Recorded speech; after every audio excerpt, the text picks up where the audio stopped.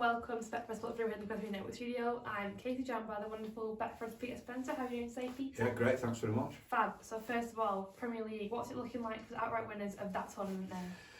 Well, Arsenal, after that dramatic victory against Manchester United, they remained the outright favourites to win the Premier League with Betfred. Arsenal are 8-11. City, who did their chances no harm with a tremendous victory against Wolves, they're 6-5 second favourites. We do think it's between those two.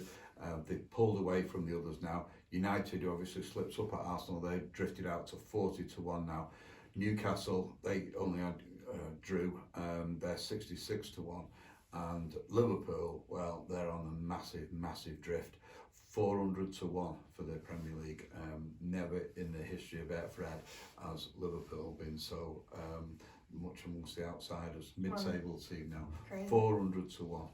Wow, and the relegation, you know, it's kind of changed recently with some different games that affected the relegation. Also, what's it looking like for the teams that might face relegation this season?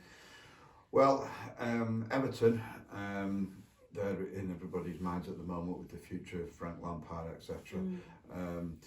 They were beaten at West Ham and they're now second favourites to be relegated. They're 8-13 at Betfred, so odds on to be relegated. Bournemouth still the favourites, 1-3.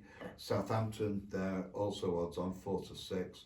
And then we've got Wolves, absolutely hammered by Manchester City, they're 5-2. Nottingham Forest are pulling away now, 11-4, as are Leicester, 7-2. And Leeds just keep drawing all the time, and we know that draws are not as important as victories, of course, but also just the 1 point going their way more or less every week. They're 4-1 now to be relegated. So we do think it'll be Bournemouth, Everton and Southampton who'll be relegated at the moment. Wow, crazy stuff there. And of course the recent games have been quite turbulent for both City and United. Arsenal did beat United 3-2. Quite a crazy game there, but what did you think of that match? Well, it was, I thought United were going to hang on and get the draw, but they didn't. I think that the tactics were at fault there because they made substitutions, went more defensive, and that meant that Arsenal could come onto them more in the last 10 minutes or so. And the pressure, they fell to the pressure from the home team. I didn't think De Gea did particularly well for one of the goals with his distribution, and you can see where the changes are going to be in the future. The defenders struggled against supreme attacking force at Arsenal at the moment. Rashford had a cracking goal, so there are problems in that team, and since the derby, United have struggled, haven't they? They have. So it's like they put too much in that derby game. They drew at Crystal Palace, last minute goal as well, and then again against Arsenal. And you've got to wonder about fitness and concentration in the last bit of the game, tactics as well, because as I say, he starts going defensive and holding on to it when really the best form of defence is attack. Definitely. So getting the other half of the pitch, not going to go from there, are they? So there's issues there. And as for City, well, it's all about Haaland again, isn't it? Absolutely, yeah. 31 goals already this season, 25 in the Premier League. I mean, it's all over with the counting. He's got twice as many as everybody else. So for the Golden Boot, talk about odds on, it's ridiculous. He's just going to be his, isn't it? It's obvious. Even if he stopped now, if he got injured now, he'd still be his. It's incredible performance. Came through with the hat-trick again, didn't he, on Saturday? Yeah, again, yeah. Another amazing performance from him. I think people obviously doubted him in recent times with his lack of goal scoring, but he's shown them who he is, came back and scored amazing goals again. Yeah, you say that, but it is against Wolves. It's not against a top 6 team, and I think some of the other teams are getting to work him out to an extent and stopping the supply line. So Foden had a foot injury, so that kept him out of the action there. There have been some pundits who think City should drop Haaland and revert back to the false 9 and play that way like they've done in the past. But they've had that criticism ran rapidly down the throats because it was clearly Haaland's day, and he proved the doubters wrong with that tremendous hat-trick performance. I think for United too, one thing I've noticed is they bring Nacho on so late. I know he's very young and he's still starting out, but I think he's a star. He can start on much earlier than what he comes on. I think he was brought on at 90 odd minutes yesterday. You're like, oh, what's that about? It's crazy, isn't it? Yeah, they're obviously just trying to keep his feet on the ground, perhaps, and thinking that they've got other players who can perhaps do a little bit more defensively than he can. But I'll take your point. I mean, he is the sort of player who can change a game, as he did against City. Definitely. So, he's got that electric pace, and pace is king in elite football. Yeah, in that same game we saw Arteta get a yellow card as well. Quite a strange thing for a ref to give a manager a yellow card, but do you think that was kind of warranted or not? Yeah, he's been getting on my nerves and everybody else's nerves with his antics at the side. I mean, all this stuff about trying to get Shaw booked for a piddling little foul, it was ridiculous. I mean, I just don't like this idea where they start gesturing and going like this and saying, oh, yellow card and all that. So going from a manager is even worse because they have more authority. It's something that's crept into the game.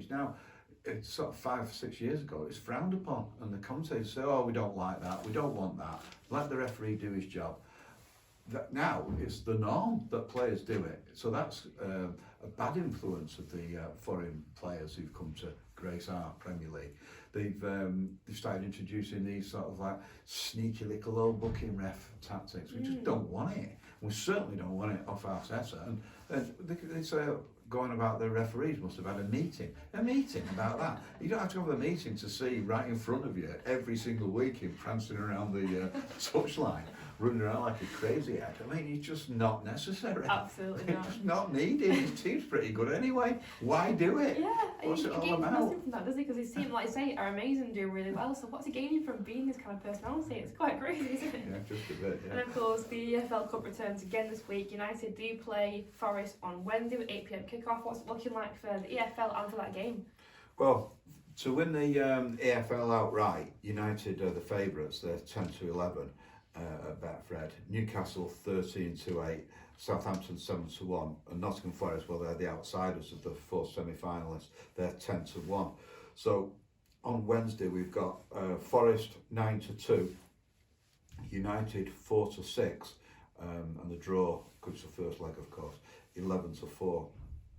Marcus Rashford.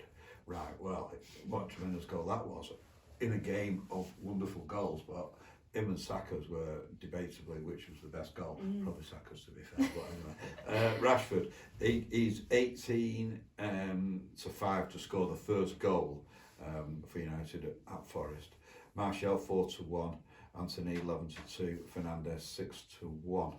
Amazing. And in the FA Cup, because you do play Arsenal this weekend, so we'll see how that goes for the team there. But what's it looking like for that game? Well, this is the Friday night game at the Etihad, and as you say, City playing Arsenal. Now, what will be interesting here is whether Arteta and Guardiola come to some kind of like unofficial deal about how many of the superstars they play, because they both know each other's teams. And you do. I often wonder whether the coaches actually debate this before they go and say, well, let's give 3 a rest or whatever. But it probably doesn't happen. But it does seem a bit odd that when they go into the game, they're more or less balanced again. So it'll be very, very interesting which teams the respective managers put out. Guardiola, he always puts out the strongest possible team, but he would do with that amazing squad.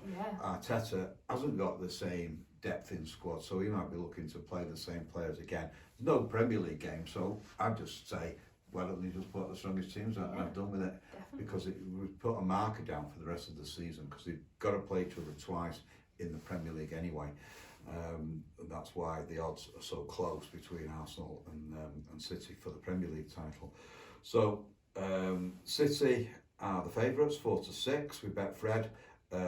Arsenal 18-5 and draw 11-4 on Friday night. To win the FA Cup outright, well, City are the favourites, 5-2, United 9-2, Spurs 6-1, Liverpool 7-1. Arsenal, they're 10-1, which is a bit of a surprise, but because they're playing City, and they might be tempted to change his squad. Leeds 25-1. Amazing, brilliant, thank you. You've had some massive winners at Betfred on the Nifty 50 as well. First of all, explain to us what the Nifty 50 actually is, Peter. Well, it's Fred wanted to introduce a new numbers game, and so he introduced his Nifty 50. So it's 50 balls, and they all get drawn out, and it's very popular. But at the moment, you're getting lots of decent winners, but lots of them, not huge winners. So we've got 9 people who've won between £800 and 3,500 for absolutely tiny stakes, like 25 pence and £1. The biggest of these winners bet £3.75. He won 1,375. That was in Skegness. But all over the country, we're getting lots and lots of winners on the Nifty 50 game.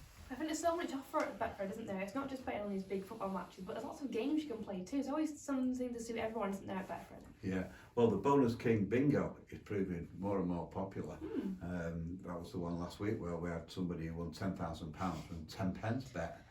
And then we've got all the casino games as well. But football and horse racing are the main items that people bet on. Particularly football would take over from horse racing if it was on all the time, like horse racing is. Amazing. And the grounds is still there as well. A lot of Definitely. people still go on the grounds. Yeah, well, if you do want to bet on any of those things we have mentioned today, you can bet online, in store, and via the Betfred app as well.